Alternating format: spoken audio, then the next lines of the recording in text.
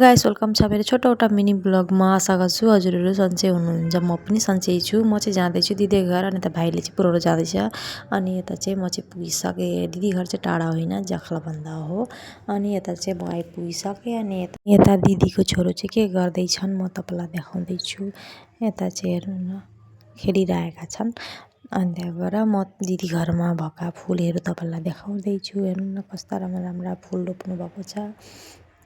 भित्र सजाउने खालका यी सब भित्र सजाएर राख्न कस्तो राम्रो लाग्छ।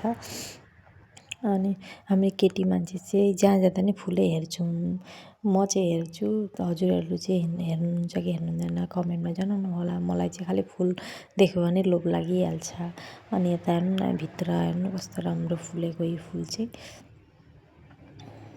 यो फुल चाहिँ यो चाहिँ सजाउने खालका फुल, यो चाहिँ कचुपात जस्तै हो। अनि यता चाहिँ हेर्नु न, नक्ली फुल कस्तो राम्रो, यो अनलाइन गर्नुभएको अरे। आजको छोटो मिनी ब्लग कस्तो लाग्यो हजुरहरूलाई?